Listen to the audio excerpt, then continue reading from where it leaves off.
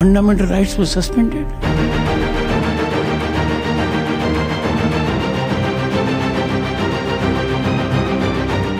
জগদীপ ধনখড় উপরাষ্ট্রপতি এবং রাজ্যসভার চেয়ারম্যানের পদ থেকে ইস্তফা দিয়েছেন। তার পদত্যাগপত্র তিনি রাষ্ট্রপতিকে পাঠিয়ে দিয়েছেন এবং তা গৃহীত হয়ে গিয়েছে।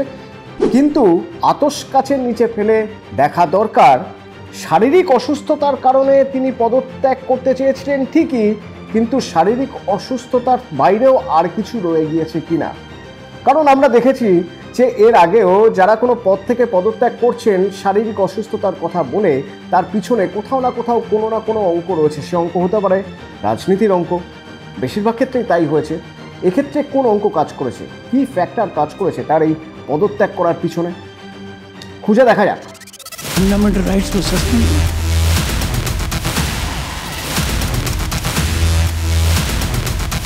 জগদীপ ধনখড় পদার্থবিদ্যায় স্নাতক, কিন্তু বরাবর আইন ভালোবাসেন, তাই আইন নিয়েও পড়াশোনা করেন এবং তারপর একটা সময় তিনি সুপ্রিম কোর্টের আইনজীবী হিসেবেও কাজ করেন। ধীরে ধীরে কেন্দ্রের বিজেপি সরকার তাদের পছন্দের তালিকায় চলে আসেন জগদীপ ধনখড়। সেই তালিকার আস্তে আস্তে উপরের সারিতে ওঠেন। জগদীপ ধনখড় আমাদের রাজ্য অর্থাৎ পশ্চিমবঙ্গের রাজ্যপাল হিসেবে আসেন, অর্থাৎ কেন্দ্র তাকে এই রাজ্যে রাজ্যপাল হিসেবে পাঠায় তাদের পছন্দের লোক হিসেবে। এবং সেই সময় সংবাদ মাধ্যম প্রায় বছরখানেকেরও বেশি সময় ধরে একটা আলাদা কয়েনেজ তৈরি করে ফেলেছিল।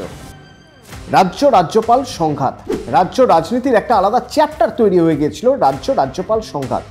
বিভিন্ন ইস্যুতে রাজ্যের শাসক দলের সঙ্গে রাজ্যপালের মতের অমিল, যে মতের অমিলকে অনেক দূর পর্যন্ত সংবাদ মাধ্যম পর্যন্ত লাইমলাইটে আনা পর্যন্ত চেষ্টা করে গেছেন বরাবর জগদীপ ধনখড়। আখেরে এতে যদি রাজ্যের বিরোধী দল এবং কেন্দ্রের শাসক দল বিজেপির কোনো রকম লাভ হয়ে থাকে, তাহলে সেই লাভ হয়েছে জগদীপ ধনখড়ের হাত ধরেই। এবং সে কারণেই হয়তো জগদীপ ধনখড়কে এখানে রাজ্যপাল করে পাঠানো হয়েছিল বলে দাবি করে এ রাজ্যের শাসক দল। এবং এই রাজ্য রাজ্যপাল সংঘাত শুধু যে আমাদের রাজ্যে তা নয়, অন্যান্য রাজ্যেও হয়েছে এবং সব জায়গাতেই দেখা গিয়েছে যে রাজ্যপাল বিজেপির পছন্দ করা লোক। তো সেই বিজেপির পছন্দ করা লোক রাজ্যপাল জগদীপ ধনখড় একটা সময়ের পরে তাকে প্রমোশন দেওয়া হলো, প্রমোট করা হলো। কি প্রমোশন দেওয়া হলো? উপরাষ্ট্রপতি পদে মনোনয়ন দেওয়া হলো তাকে। এবার 2022 সাল উপরাষ্ট্রপতি পদে তিনি ভোটে দাঁড়ালেন। তার বিরুদ্ধে কে দাঁড়ালো? বিরোধী শিবিরের প্রার্থী মার্গারেট আলভা, যাকে 346 ভোটে হারিয়ে উপরাষ্ট্রপতি হলেন, রাজ্যসভার চেয়ারম্যান হলেন জগদীপ ধনখড়।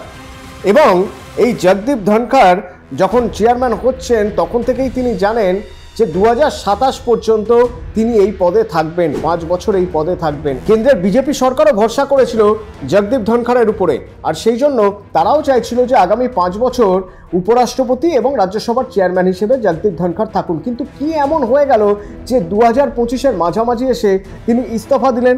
তার কারণ কেন্দ্রের শাসক দলের সঙ্গে জগদীপ ধনখড়ের সম্পর্কে চির ধরেছে। ফাটল ধরা শুরু হয়েছিল সেই 2022 থেকে, যখন তিনি উপরাষ্ট্রপতি হয়ে গেলেন। এবং তারপর উপরাষ্ট্রপতি হওয়ার পর তিনি প্রথম তার যে স্টেটমেন্ট, সেই স্টেটমেন্ট সবচেয়ে গুরুত্বপূর্ণ ছিল, যে স্টেটমেন্ট নিয়ে জল ঘোলা শুরু হয়ে গেল রাজনৈতিক মহলে। কোন স্টেটমেন্ট নিয়ে? না, 2015-16 সালে লোকসভা আর রাজ্যসভায় পাশ হওয়া একটা সাংবিধানিক সংশোধন, যাকে সুপ্রিম কোর্ট খারিজ করে দিয়েছিল। জগদীপ ধনখড় বললেন যে সুপ্রিম কোর্টের কি আদৌ এখতিয়ার আছে এভাবে খারিজ করে দেওয়ার? একটা সংশোধনী যেটা লোকসভা রাজ্যসভায় পাশ হয়ে যাচ্ছে, তারপরে সেই সংশোধনী কি করে খারিজ করে দেয় সুপ্রিম কোর্ট? প্রশ্ন তুললেন, সুপ্রিম কোর্টের এখতিয়ার নিয়ে প্রশ্ন তুললেন। এখানেই শুরু নয়, আইন ব্যবস্থা বিচার ব্যবস্থার উপর বারবার আঙুল তুলেছেন জগদীপ ধনখড় এই 2022-এর পর থেকে। যেমন কলেজিয়াম ভেঙে দেওয়া নিয়ে প্রশ্ন তুলেছিলেন। এই কলেজিয়াম ভেঙে দেওয়া নিয়ে তিনি যখন প্রশ্ন তোলেন, তখন কেন্দ্রের শাসক দল যথেষ্ট অস্বস্তিতে পড়ে এবং তখন বিভিন্ন নেতারা বা বিভিন্ন জায়গায় তাকে বোঝানোর চেষ্টা করেন যে তার এত সক্রিয় হওয়ার কোনো প্রয়োজন নেই। তার এই অতি সক্রিয়তা তার শাসক দলকে খুব একটা ভালো জায়গা দিচ্ছে না, বরং কিছুটা হলেও অস্বস্তিতে ফেলছে এবং তাতে হয়তো শাসক দল কিছুটা হলেও তার প্রতি ক্ষুণ্ণ হচ্ছে।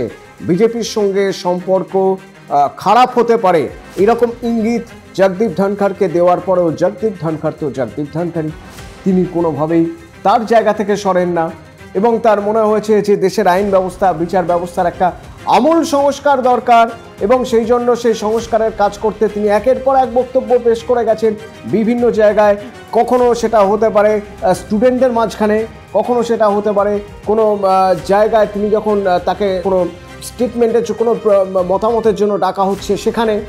যেমন ধরা যাক যে এই সিবিআই প্রধান নিয়োগের প্যানেলে সুপ্রিম কোর্টের প্রধান বিচারপতির উপস্থিতি, সিবিআই এর যিনি প্রধান হবেন তার নিয়োগের জন্য যে প্যানেল হবে সেই প্যানেলে প্রধান বিচারপতি, সুপ্রিম কোর্টের প্রধান বিচারপতি কেন থাকবেন? প্রশ্ন তুললেন জগদীপ ধনখড়। যে সুপ্রিম কোর্টের প্রধান বিচারপতি, তার কাজ কি? বিচার ব্যবস্থা নিয়ে কথা বলা। বিচার বিভাগ কিভাবে ভারতের মতো গণতান্ত্রিক দেশে বিচার বিভাগ সরকারি শীর্ষ আধিকারিকের নিয়োগে সামিল হতে পারে, প্রশ্ন তুললেন জগদীপ ধনখড়। এবং এই প্রশ্ন তোলার সঙ্গে সঙ্গে শাসক দলের সঙ্গে তার সম্পর্ক ধীরে ধীরে সুতোটা আলগা হতে শুরু করলো। এরপর মনে থাকবে কিছুদিন আগে দিল্লিতে হাইকোর্টের অবসরপ্রাপ্ত বিচারপতি যশবন্ত বর্মা, যার বাড়িতে আগুন লেগে গিয়েছিল এবং আগুন লেগে যাওয়ার পরে তার বাড়ি থেকে তাড়া নোট পাওয়া যায়, প্রচুর নগদ পাওয়া যায় এবং যখন এইসব পাওয়া যায় তখন কোনো জায়গায় কেউ কিচ্ছু জানতো না। তার কিছুদিন পরে সংবাদ মাধ্যমে খবর বেরোয় যে অবসরপ্রাপ্ত বিচারপতি, তার বাড়ি থেকে নোটের বান্ডিল মিলেছে প্রচুর। জগদীপ ধনখড় আবার প্রশ্ন তুললেন যে এতদিন এর মাঝখানে কেউ কোথাও কিছু জানতো না, জানানো হয়নি কেন? তাহলে কি এর সঙ্গে শাসক দলের কেউ যুক্ত রয়েছে, যার ইন্টারেস্ট রয়েছে, যাদের ইন্টারেস্ট রয়েছে? আসলে কি এই যশবন্ত বর্মার বাড়ি থেকে যে টাকা পাওয়া গিয়েছে তা ধামাচাপা দেওয়ার চেষ্টা হচ্ছিল? প্রশ্ন তুললেন জগদীপ ধনখড়। আস্তে আস্তে সরকারের সঙ্গে দূরত্ব বাড়তে শুরু করলো।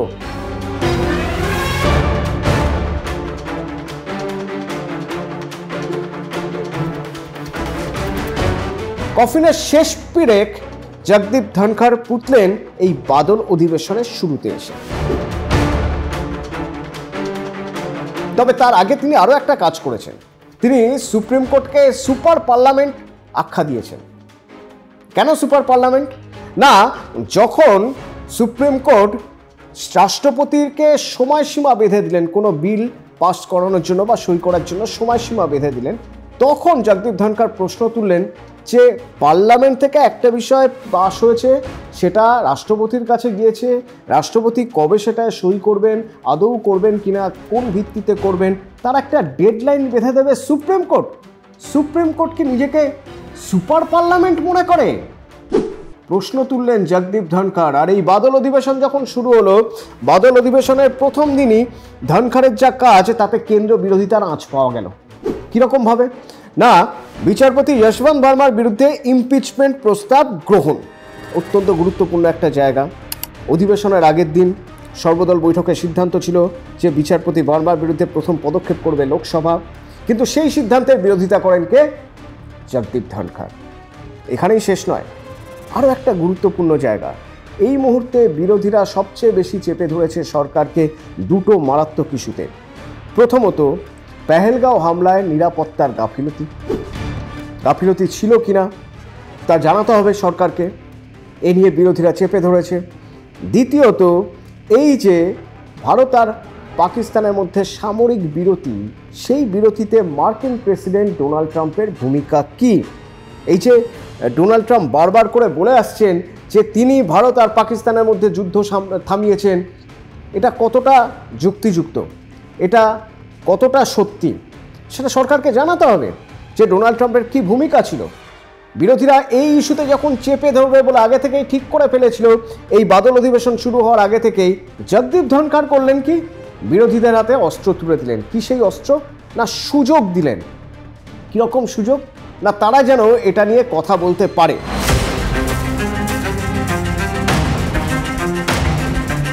রাজ্যসভার বিরোধী দলনেতা মল্লিকার্জুন খার্গেকে অনুমতি দেন এই দুটি ইস্যু নিয়ে কথা বলার। এক, ডোনাল্ড ট্রাম্পের কি ভূমিকা ভারত পাকিস্তান সামরিক বিরতিতে? দুই, পেহেলগাঁওয়ে নিরাপত্তার গাফিলতি ছিল কি না, এই দুটি প্রসঙ্গে তিনি কথা বলার সুযোগ দেন মল্লিকার্জুন খার্গেকে। আর এখানেই সমস্যা মারাত্মক হয়ে গেল। অর্থাৎ কেন্দ্রের বিজেপি সরকারের সঙ্গে যদি এতদিন ধরে সম্পর্কে চির ধরে থাকে জগদীপ ধনখড়ের, এবার তা ফাটল হয়ে গেল। আর ফাটল হয়ে যাওয়ার পরে আস্তে আস্তে তারা নিজেদের সম্পর্ক ছিন্ন করতে শুরু করলো। কীরকম না, বিজনেস অ্যাডভাইজারি কমিটির বৈঠক, সেই বিএ কমিটির বৈঠকে কার কার থাকার কথা? জগৎ প্রকাশ নাড্ডা, কিরেন রিজিজু, এই দুজন নেই, অ্যাবসেন্ট। দুপুরে বৈঠক হওয়ার কথা ছিল, তারা থাকেননি। বিকেল 4:30 নাগাদ বৈঠক হওয়ার কথা ছিল, তারা থাকেননি। কোথাও মনে হলো এবার হয়তো অপমানিত হচ্ছেন উপরাষ্ট্রপতি তিনি জগদীপ ধনখড়। কোথাও হয়তো প্রমাদ গুনলেন, ব্যাক ক্যালকুলেশন করে দেখলেন যে এবার হয়তো তাকে সরিয়ে দেওয়ার একটা পদ্ধতি হচ্ছে, মানে একটা প্রসেস শুরু হয়েছে, তাকে সরিয়ে দেওয়া হবে কোনোভাবে, তার অপসারণের একটা জায়গা তৈরি করা হচ্ছে। তাই তিনি আর কোনো রিস্ক নিলেন না, নিজে থেকেই পদত্যাগ করলেন। যদি তাকে সরানো হতো তাহলে তার অপমান আরও বাড়ত। অপমানিত হতে চাননি জগদীপ ধনখড়, তাই তিনি পদত্যাগ দিলেন। আতশ কাচের নিচে ফেলে দেখা যাচ্ছে পদত্যাগ করার এটা একটা অত্যন্ত গুরুত্বপূর্ণ কারণ হতে পারে। তবে কেন জগদীপ ধনখড় পদত্যাগ করলেন সেটা তিনি বলতে পারবেন, আর বলতে পারবেন কেন্দ্রের শাসক দল বিজেপি। বিরোধীরা কিন্তু হাওয়া গরম করতে ছাড়বে না।